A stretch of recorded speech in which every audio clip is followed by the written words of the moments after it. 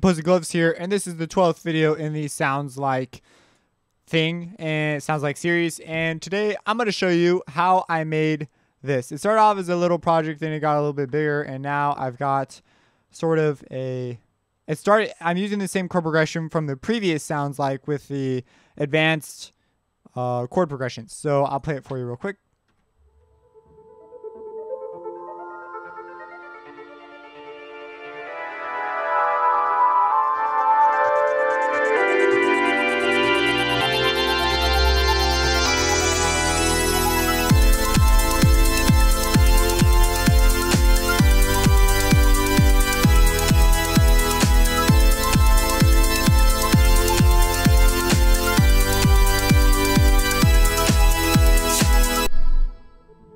So there you have it. It still could yet get fuller, and the mixing is one of those things where I would spend a lot more time on it anyways, because that fullness is just something that you just have to work at for the longest time. And it started off with me just wanting to make a pad sound, and it was actually this guy. And all of a sudden I was like, I put it in with the chord progression we used, and it just started evolving from there, and this madness happened, and all sorts of unusual things. So let's talk about what exactly is going on here. Man, it just does not want me to. I've had that problem with FL. The ability to turn off your selection, as you can see, it only wants to turn off. Oh, maybe that's the secret. Huh. I don't know. It's incredibly annoying though. So, alright, here we go. So this is a chord progression from the previous tutorial if you're completely lost on how to make something like this. And I stuck with it, but I put in some ARPs. So originally, I made this guy first. And let me go when all the automation is off. And so what's going on is there's this guy, and this is essentially, no, this is a separate pad completely. And so these two guys are going in track 7 respectively, and track 7 is going into track 5, because originally I put them in track 5, and then I made a clone, and so I put that in 6, and I wanted them both go through the same processing, so they're both going through this this EQ, getting a peak, and then a phaser. The fruity phaser happens, which go watch my FL tutorial on the fruity phaser. I have turned the max depth and min depth off. I mean the sweep freak and the min depth, and I'm just modulating the max depth. And why am I doing that? Well, now I control where the phaser is individual. It does not sweep anywhere, and I'm using the stages to do that, and I'm using a large frequency range. And as a result, that is what this first guy is here. It is just these, that movement. Just creates resonance in my sound. And after that, I've got, now everything's going through this at this point. At least the pad sounds and the ARPs, which is pretty much everything. And then I've got some reverb and a pretty huge amount of reverb, which could probably use work. And I'm sending it through, and I am using the kick to sidechain the whole thing. And this is being sidechained because 6 and 7 still go out dry. So this is sort of like a submix going on that I can introduce as I go.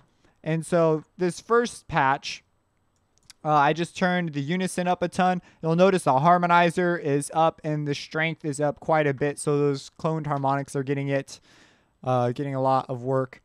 The chorus is on a little bit. The pitch is down, I believe, and there's a reverb. I went to this particular setting, sort of ambiguous. I believe this is the mid side, although I don't completely remember. I didn't really touch very many of the other settings here. The delay, I brought the delay down a little bit. Other than that, didn't really touch that. And on the envelope, I have this EQ curve going on, along with I think that's it actually. So let me see the articulator. Yeah, the articulator I left alone on this one. And that is all that's going on. However, I am automating the frequency of this guy on this one. And now the thing about this type of a filter is it still lets a lot of frequencies through. It's not like a very sharp filter. So that with the resonance did some stuff, but it was still not strong enough. So I put on its own loop, and it's going through two free filters. One's a low pass, one's a high pass, and they come off together and to reach this climax point right here in the chord progression. And I know this looks, see, I can't, it's supposed to just go away. Do I need to click somewhere else? I don't know, that's annoying. It looks like it's been chopped up to two patterns, but it's really not. It's all the same pattern. That was an experiment. So at this climax point, it goes bang, and the bass hits, and this is where the bass is finally fully represented, because technically there's a bass lead in right here, but it's whatever. And you'll notice down here on I have another harmonizer bringing in a sub bass right there, and so that also contributes to sort of the impact of this moment. After I go through this, so right at this point, I've got this going on, right?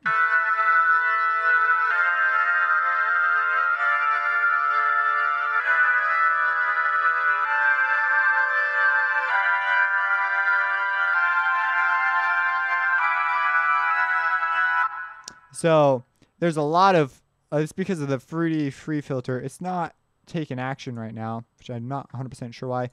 But if we turn this guy on, now this guy is an octave lower, as you can see here, with a little, as you can see, the strength is up, the strength in the, I turned up the harmonizer on this guy too. So it's cloning harmonics up there.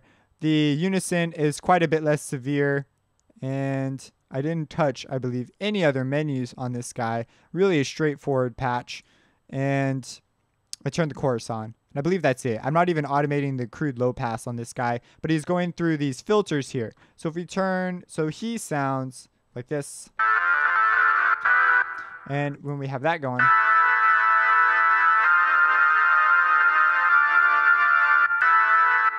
wow, these things are not moving right now. They were moving earlier.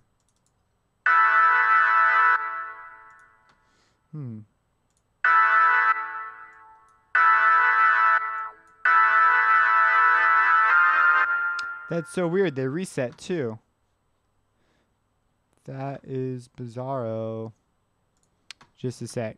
We gotta fix this. So this is linked to controller. Oops.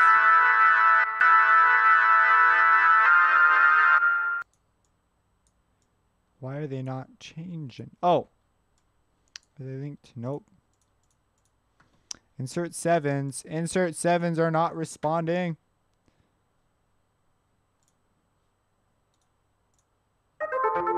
There they go. Now they're responding. Jeez, I don't know what the deal was with that. But anyways, that's what I have going on there. And they sound like so. Let's turn the ARP guys off, which are this one and this guy. And you see there's nothing. It comes in.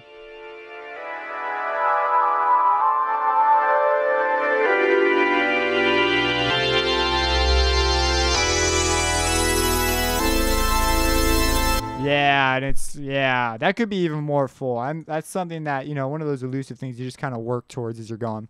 And so after I had that going on with these two patches, I was like, all right, great.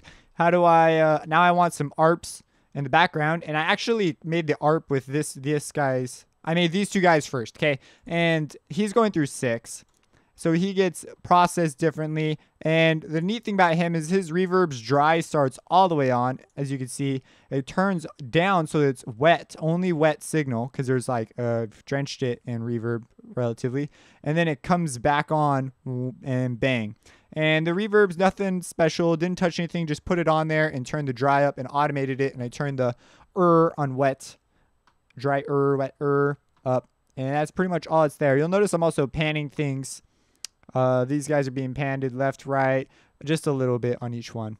So there's nothing really in the center of this sound. So yeah, I have room to add a bass layer if I, well, it would sound really good with a bass layer actually. I might do that. And he also has a filter coming in and off on mixer channel 6. And that filter is also a fruity free filter, and it is a low pass. And it's literally just a clone, or it was a clone. He doesn't have the harmonizer like the other guy does. So the harmonizer is not active. But I just cloned it and then made it an ARP, and it's going up and down, and I turned the gate up quite a bit. So he sounds like this. And you'll hear the wet.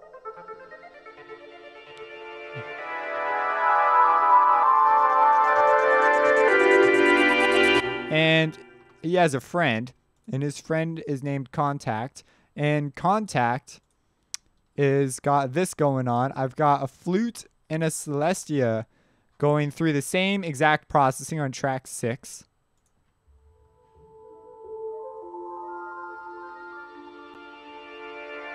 And I didn't change anything on any of the settings on those instruments. I left them exactly where they were. So it might be cool to change the flute articulation, but that is what's going on there. So now you know, along with a choir to back up the pad as well. So there is an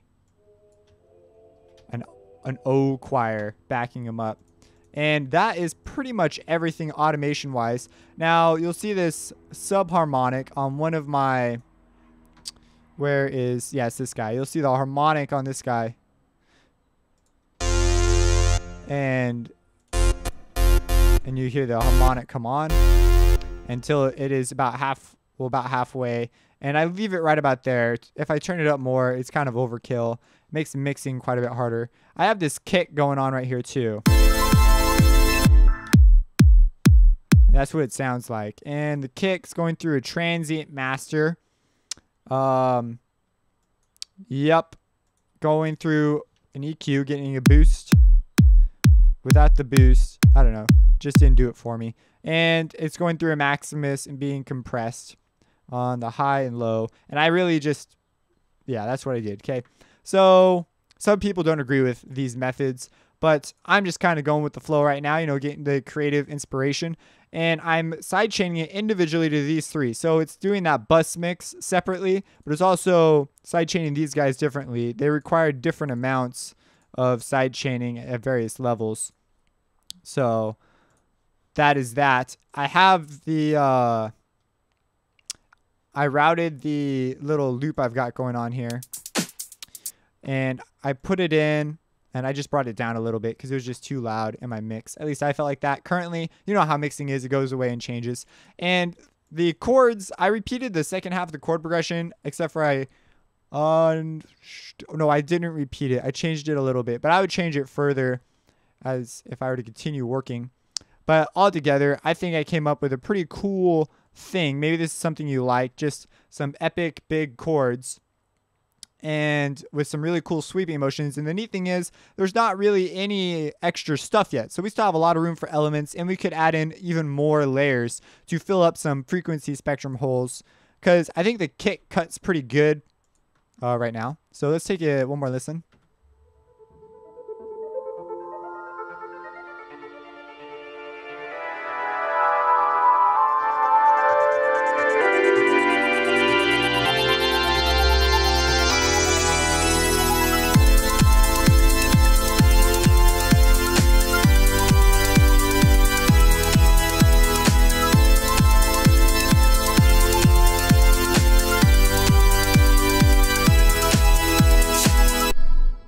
Yeah, that's pretty cool. Now the upper end too. I'm thinking about adding strings up there. It just needs reinforcement, I feel like. Maybe I'm being duped. Maybe it needs something else. But that is that. If you have any questions, drop them in the comments. If you like this sound, if you like this song thus far, give it a like. If you don't like it, I guess dislike it. And drop a comment on maybe why you don't like it, what you would change if it was up to you. And of course, have a blessed day.